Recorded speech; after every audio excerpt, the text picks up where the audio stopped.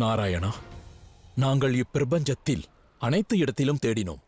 ஆனால் சிவத்துவம் தென்படவில்லை. அதோடு இயற்கையும் எங்கள் வேண்டுகோளை நிராகரித்து விட்டது.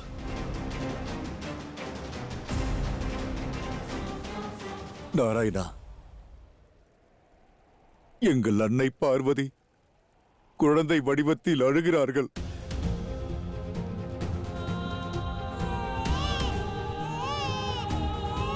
அருணாசுரன் அக்குழந்தை மீது கருணை காண்பிக்காமல் கொடூரமாக நடந்து கொள்கிறான். அசுரமாதா அதித்தி அவர்களும் ஒரு அன்னை தானே, ஆயினும் மௌனமாக நிற்கிறார்கள். தான் வணங்கும் இறைவனின் மனைவியே குழந்தையாக வந்திருக்கிறார்கள் என்று அறிந்த பிறகும் சுக்ராச்சாரியர் அமைதி காக்கிறார்.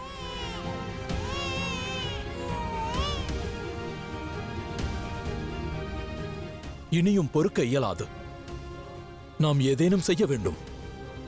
நாம் அனைவரும் சென்று அன்னை பார்வதியின் இந்த ரூபத்தை பாதுகாக்க வேண்டும். எந்த ஆதிசக்தி சிவனுடன் இணைந்து பிரம்மாண்டத்தை உருவாக்கினார்களோ, பிரபஞ்சத்தில் இருக்கும் அனைத்து ஜீவராசிகளுக்கும் அன்னையாக திகழ்கிறார்களோ, அந்த சக்தியை பாதுகாப்பீர்களா? அவ்வாறல்ல நாராயணா. குழந்தையாக இருக்கும் ஆதிசக்திக்கு உதவி செய்ய வேண்டும் என்று கூறினேன், வேறு ஏதும் அல்ல. தவறில்லை தேவேந்திரா. ஆனால் சிவசக்தியின் விருப்பமின்றி விதியும் தன் லீலையை எழுத முயலாது என்பதை மறவாதீர்கள்.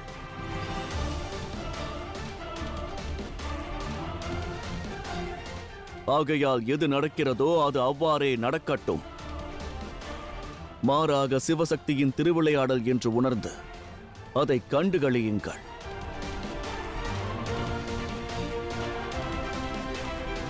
தேவி சக்தியால் தன்னை பாதுகாத்துக் கொள்ள இயலும். ஆதிசக்தியான தேவி பார்வதி இந்த ரூபத்தில் அருணாசுரனுக்கு முடிவு கட்டதான் சென்றிருக்கிறார்கள். ஆகையால் சிவனும் சக்தியும் எந்த ரூபத்தில் எந்த நிலையில் இருந்தாலும் நம்மில் எவரும் சென்று அவர்களுக்கு எதையும் எடுத்துரைக்க கூடாது.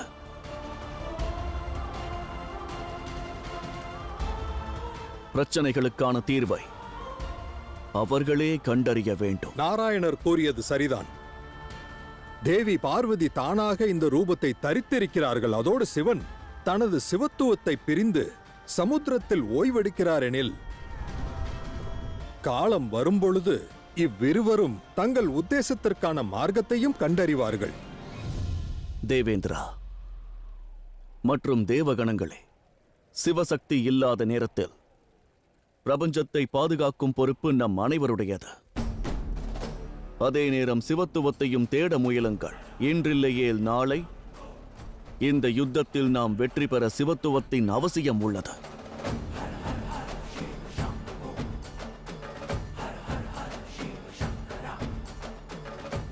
நிச்சயமாக நாராயணா.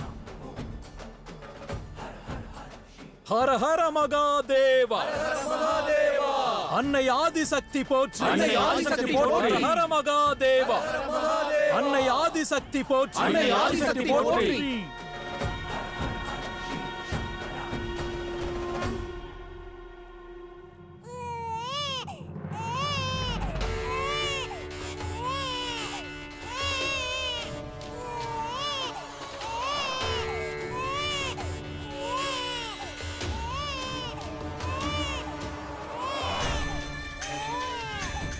தாசிகளே, இவளை எடுத்துச் செல்லுங்கள்.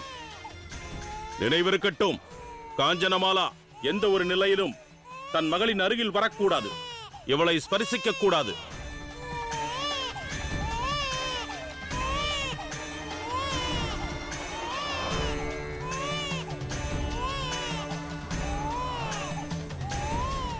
இவளை எடுத்துச் செல்லுங்கள்.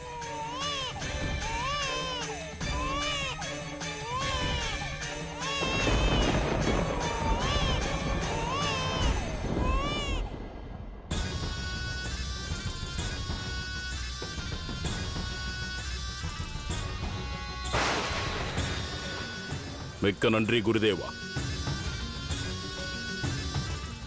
மிக்க நன்றி தாயே.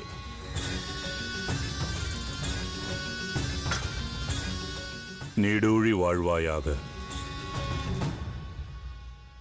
இன்று எனது பிறந்த நாளாகும். இன்றே நான் இந்த அழகிய அரண்மனையை அடைந்துள்ளேன். ஆகையால் இன்று கொண்டாட்டம் நடக்கும். அதில் பங்கேற்பதற்காக முக்கிய விருந்தாளிகளை நான் அழைத்து வருகிறேன். சென்று வா மகனே.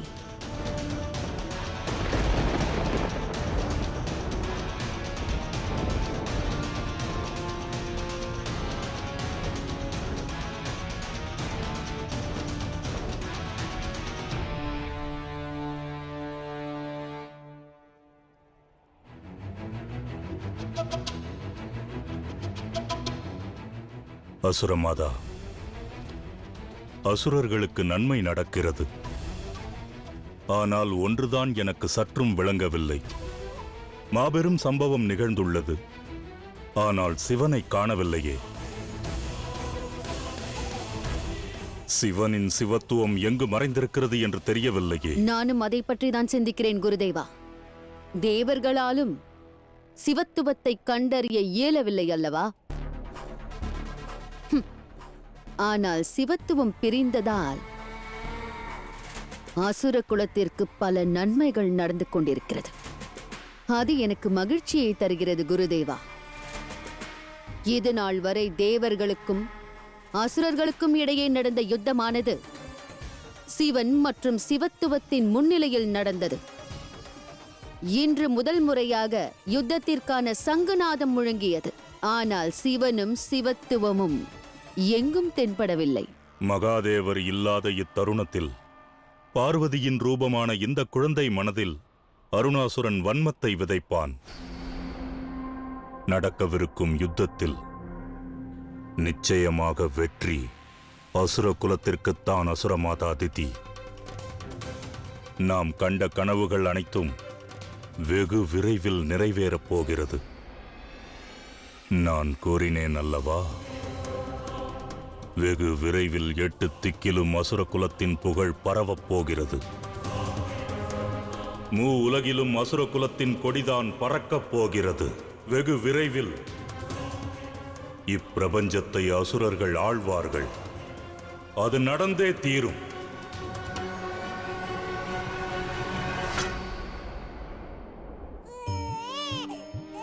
இதை பார்த்தாயா? பிடித்திருக்கிறதா? ஏன் அழுகிறாய்? அழக்கூடாது, அமைதியாக இரு. இவள் அழுகையை நிறுத்த முடியவில்லையே. அழாதே செல்லமே.